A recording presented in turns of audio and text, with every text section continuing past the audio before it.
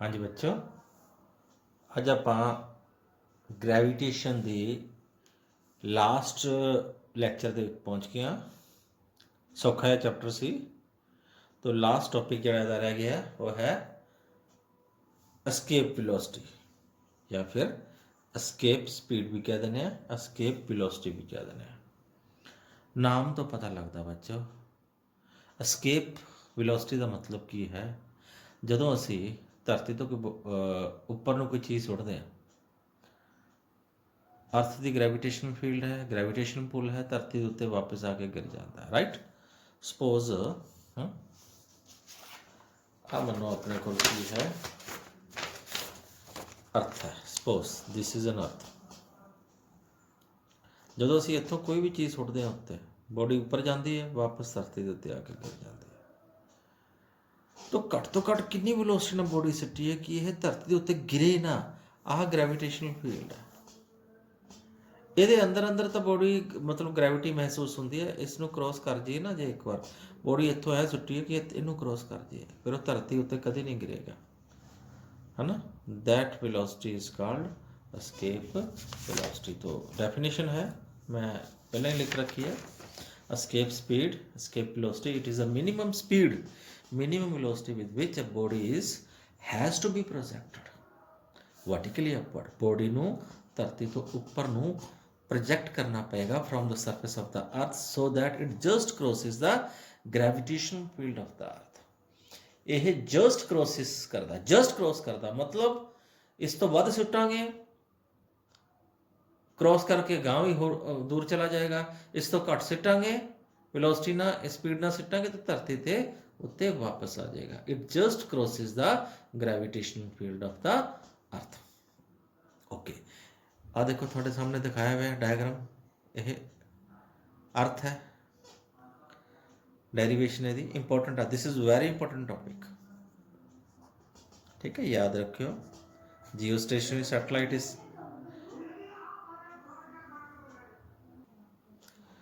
हाँ जी, ये अपने की है, जियो स्टेशन सैटेलाइट है, ऑर्बिटल वेलोसिटी है।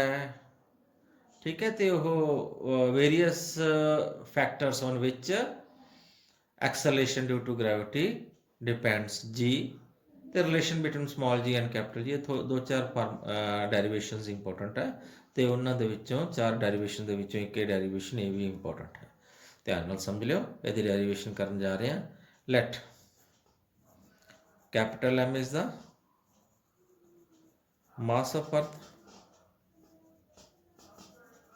and capital R is the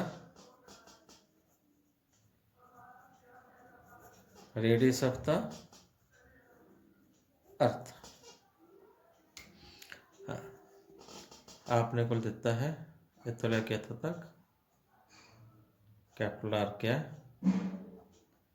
radius. ना बॉडी सपोज इस पॉइंट पे P पॉइंट पे जिसनों प्रोजेक्ट करना है, let small m is the mass of the body which is to be projected. तो जे इत्थे रखिए, suppose body somewhere here, small m is the mass of that body, then इस थां ते जिहड़ी ग्रैविटेशनल फोर्स ऑफ अट्रैक्शन है इन्हां दोनां च किहदे विच, अर्थ दे विच ते बॉडी दे विच, that force F is equal to G capital M small m upon x square. Now what is the small amount of work done in taking the body from P to Q? Body ਨੂੰ ਅਸੀਂ P ਤੋਂ Q ਤੱਕ ਲੈ ਕੇ ਜਾਣਾ ਹੈ, small amount of work done, that is dW, can write it as F into dx, force into displacement। Force की value put की जा सकती है G capital M small m upon x square into dx, small amount of work done आ गया। तो escape speed ਦੇ ਵਿੱਚ, एस्केप वेलोसिटी ਦੇ ਵਿੱਚ ਅਸੀਂ बॉडी ਨੂੰ ਸੁੱਟਣਾ from surface of the earth to infinity. Then ਇੱਥੇ ਆਪਾਂ ਨੂੰ वर्क डन करना पएगा, टोटल वर्क डन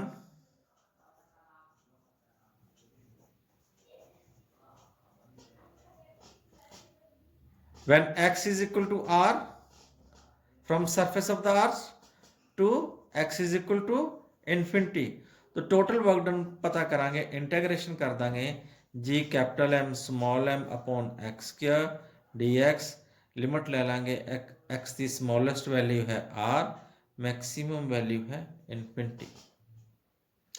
हुन कॉमन आ जाएगा G capital M small m upon x square, नहीं सॉरी एक्स स्क्वायर तो अंदर ही रह जाएगा, x raise to -2 d x, limit R तो इन्फिनिटी। यदि इंटीग्रेशन क्या होती है एक्स दी power n d x, we know the formula x n plus 1 upon n plus 1, ठीक है, वही फार्मूला लावांगे, इंटीग्रेशन आ जाएगा G capital M small m bracket x -2 plus 1 upon -2 plus 1 limit R तो इन्फिनिटी। इसनू सॉल्व करांगे एक्स रेस्ट पावर -1 अपॉन -1, -1 बार काट लेने, टोटल वर्क डन क्या आ गया minus capital G capital M small M, x raised power -1 होएगा नू 1 अपॉन एक्स लिख सकते हैं। अगला स्टेप होंगे upper limit minus lower limit, ये हो जाएगा वैल्यू पुट करांगे 1 upon infinity -1 upon R, something upon infinity तो 0 होंगे, अब माइनस से माइनस प्लस हो जाएगा, वैल्यू आ जाएगी G capital M small m upon R, एक ही आ गया अपने को work done. Now this work done will be is equal to the kinetic energy, क्योंकि जो बॉडी ਨੂੰ ਧਰਤੀ ਤੋਂ ਸੁੱਟਿਆ ਉਦੋਂ ਕਾइनेटिक एनर्जी होएगा ना, जिन्नी काइनेटिक एनर्जी होएगी वो वर्क डन च कन्वर्ट होगी। Then what is the kinetic energy at the point A, at the point A that is half of m into v e square, यही जरा काइनेटिक एनर्जी के बराबर पुट कर देने, kinetic energy should be is equal to amount of work done, तो half of m v इसके बराबर आ जाएगा G capital M small m upon R, m ना एम कटिया गया, वेलोसिटी का जोड़ा स्केयर है ये हो जाएगा 2g capital M upon are, ठीक है जी। तो वेलोसिटी की वैल्यू क्या आ जाएगी under of 2g capital M upon R, ये अपने को एस्केप वेलोसिटी या फिर एस्केप स्पीड का फार्मूला आ गया। अच्छा, इसनू आप दूसरा रूप भी चेंज कर सकते हैं, वी कैन चेंज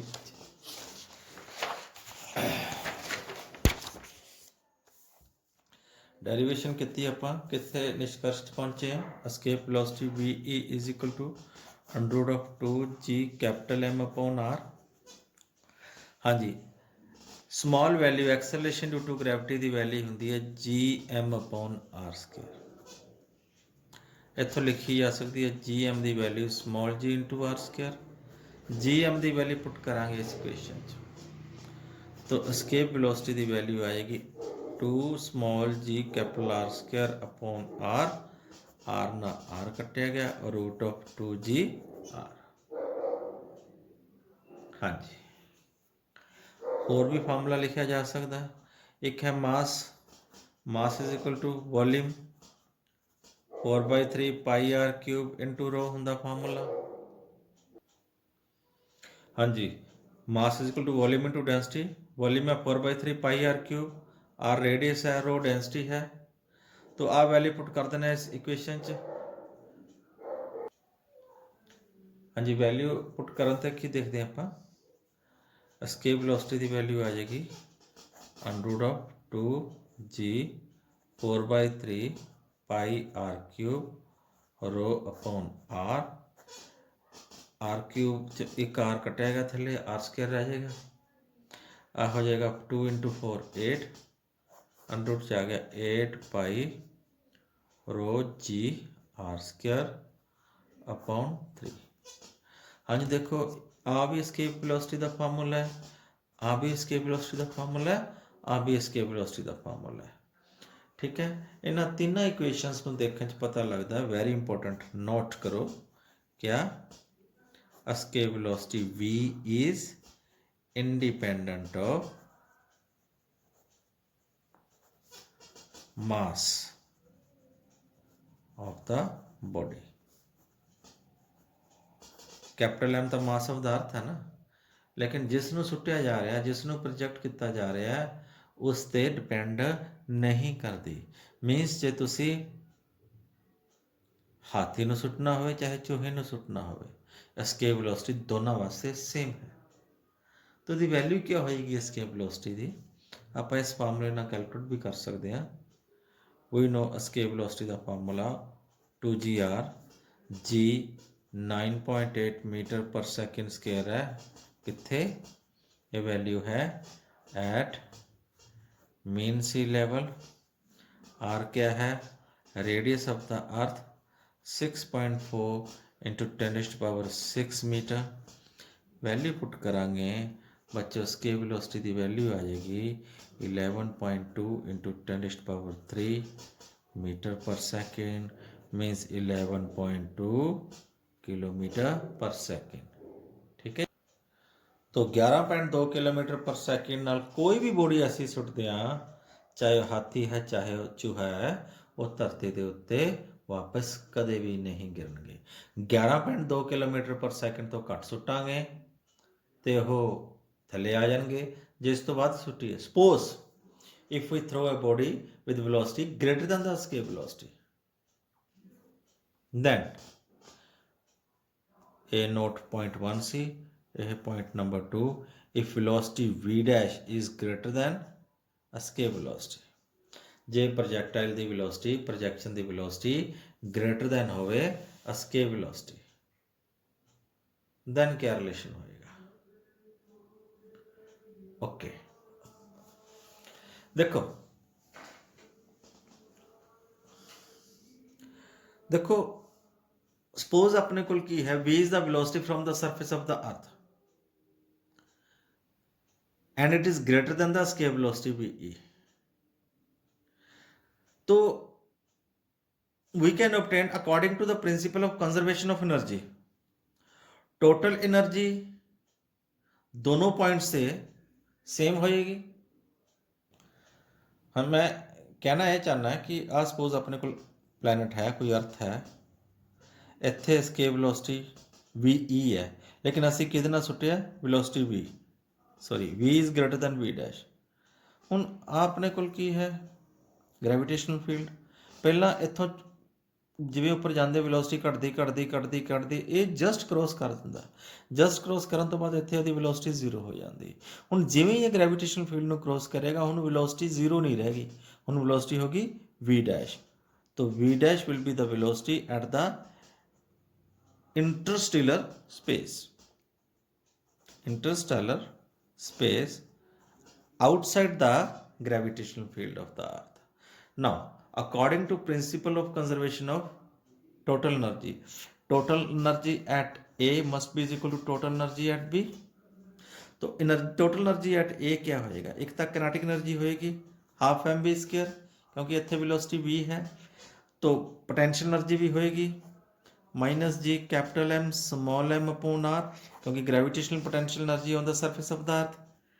ठीक है, हुण इत्थे half of m v dash square, हम किनेटिक एनर्जी होएगी क्योंकि वेलोसिटी जीरो नहीं हुई, लेकिन इत्थे पोटेंशियल एनर्जी क्या होएगी जीरो, वध के जीरो होगी ना, सरफेस ऑफ द अर्थ ते माइनस सी, जिवें जिवें उपर ਵਧੇਗੀ इनफिनिटी ते ग्रेविटेशनल पोटेंशियल एनर्जी क्या होंदी है जीरो होंदी है। याद रखियो ग्रेविटेशन के केस दे विच जिहड़ी मैक्सिमम पोटेंशियल एनर्जी कितनी होंदी है जीरो होंदी है, तो कित्थे होंदी है इनफिनिटी ते।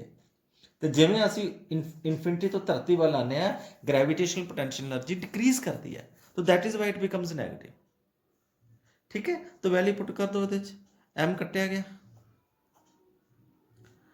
तो इतों वी डैश आ टू ना मल्टीप्लाई कर दो, इत्थे टू लग जाएगा, टू कट्टिया जाएगा, तो वी डैश का स्केयर क्या आ जाएगा V square minus of two capital G capital M upon are.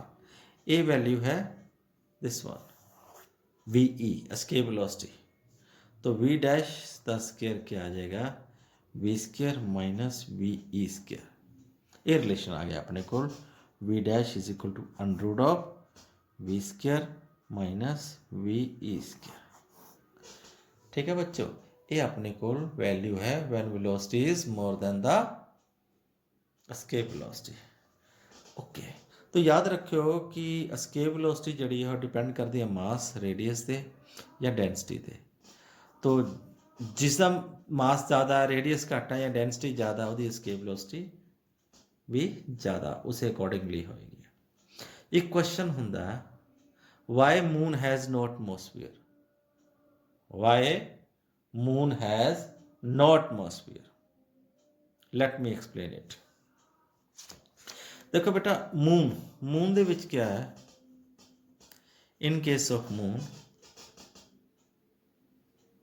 Escape velocity कितनी हुंदी है ਉਹਦੀ,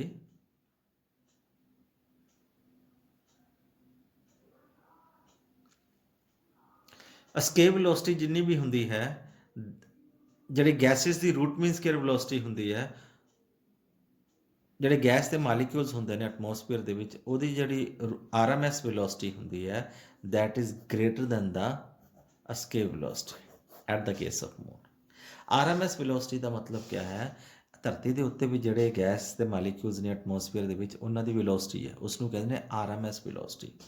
RMS velocity of the gas molecules is more than the escape velocity of the moon। Means क्या है कि एटमोसफेयर ਦੇ ਮਾਲੀਕਿਊਲਸ ਦੀ ਵੈਲੋਸਿਟੀ ਇੰਨੀ ਜ਼ਿਆਦਾ ਸੀ ਕਿ ਉੱਥੇ escape ਹੀ ਕਰ ਗਏ। escape velocity ਮੂਨ ਬਹੁਤ ਘੱਟ ਹੁੰਦੀ ਹੈ, ਵੈਲਿਊ ਹੈ ਸ਼ਾਇਦ, ਹਾਂ ਯਾਦ ਆ ਗਿਆ ਮੈਨੂੰ, escape velocity ਮੂਨ ਦੀ 2.3 ਮੀਟਰ ਪਰ ਸੈਕਿੰਡ ਹੁੰਦੀ ਹੈ, ਕਿਲੋਮੀਟਰ ਪਰ ਸੈਕਿੰਡ, 2.3 किलोमीटर पर सैकेंड। तो नॉर्मल जी एस्केप वेलोसिटी होंगी, नॉर्मल आरएमएस वेलोसिटी होंगी है, ये 3 या 4 के करीब होंगी है, 3 या 4 किलोमीटर प्रति सैकेंड। तो सारे एटमोसफेयर के जिन्ने भी मालीक्यूल्स आ उस तो एस्केप कर गए। ओके, ये चीज़ ध्यान रखनी है। तो लास्ट ये एक पॉइंट रह गया weightlessness, let us discuss that.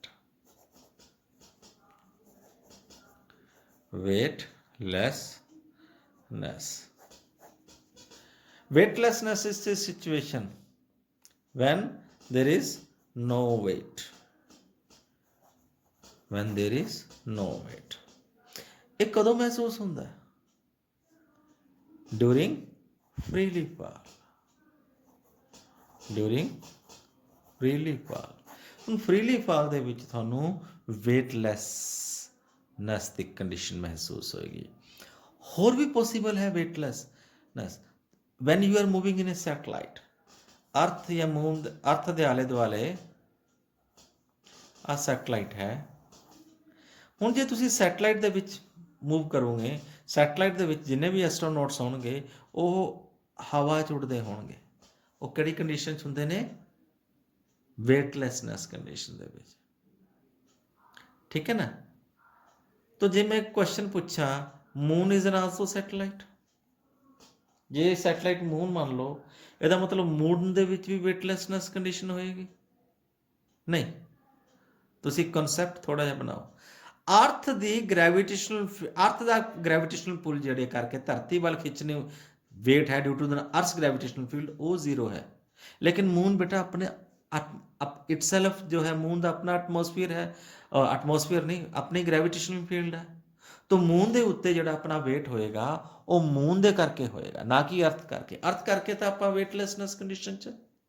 हुण कंपैरेटिवली जो आर्टिफिशियल सैटेलाइट्स होंगे ने मून के कंपैरेटिवली, वो तो बहुत स्मॉल मास के होंगे, इन्ने स्मॉल मास के होंगे कि उन्होंने कोई अपना ग्रेविटेशनल फील्ड होना ही नहीं, जे होएगा तो बहुत वीक होएगा, वो कोई रोल प्ले नहीं करता। मीन सैटेलाइट के उत्ते, सैटेलाइट के विच एस्ट्रोनॉट्स वेटलैसनेस कंडीशन च होणगे, लेकिन जे वही सैटेलाइट मून हो जाएगा, मून के विच वेट हुंदा है, लेकिन वह मून की अपनी ग्रेविटेशनल फील्ड के करके हुंदा है। ठीक है ना। तो टाइम पीरियड प्रॉब्लम क्या है, टाइम पीरियड जो सिंपल पेंडुलम का टाइम पीरियड होएगा फार्मूला था 2π√L/g, क्योंकि g वेटलैस कंडीशन 0 है, ਦੈਨ ਟਾਈਮ ਪੀਰੀਅਡ ਕੀ ਹੋਏਗੀ, ਇਨਫਿਨਿਟੀ। ਮਤਲਬ ਸਿੰਪਲ ਪੈਂਡੂਲਮ ਦੇ ਵਿੱਚ ਕੋਈ ਟਾਈਮ ਨਹੀਂ ਹੋਏਗਾ, ਟਾਈਮ ਰੀਡਿੰਗ ਉਹਦੀ 0 ਹੋਏਗੀ। ਠੀਕ ਹੈ, ਇਹ ਸਮੱਸਿਆ ਹੈ ਵੇਟਲੈਸਨੈਸ ਕੰਡੀਸ਼ਨ ਦੇ ਵਿੱਚ। ਜਾਂ ਸਮਝ ਲਈ ਆਪਾਂ ਕਿ टाइम जड़ा क्लॉक ही 0 हो जाएगा तो टाइम ही नहीं चलेगा है।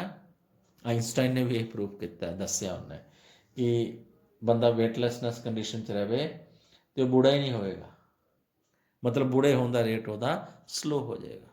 चलो ये तो आइंस्टाइन थ्योरी है, आइंस्टाइन को आप नहीं डिटेल च जाना क्योंकि थोड़े सिलेबस के विच नहीं है। तो zero gravity is called weightlessness condition, ये थानू मैं दस चुकिया। तो याद रखियो दो कंडीशनस है, एक तो फ्रीली फॉल दे विच, दूजी है इन द सैटेलाइट। मीनस तुसीं सैटेलाइट से चल रहे हो, सैटेलाइट तो छाल मार दोगे ना तो कभी धरती ते नहीं गिरना, क्योंकि तुहाडा वेट नहीं हुंदा। तुसीं सैटेलाइट तो छाल भी मार दोगे, सैटेलाइट दे नाल नाल धरती दा चक्कर लांदे रहोगे पूरी उम्र, पूरी लाइफ। लाइफ तो की है, लाइफ तो थोड़ी जिन्ने भी लाइफ है जब तक थोड़ा ऑक्सीजन का सिलेंडर है तब तक थोड़ी लाइफ है, लेकिन थोड़ी बॉडी भी नहीं गिरनी।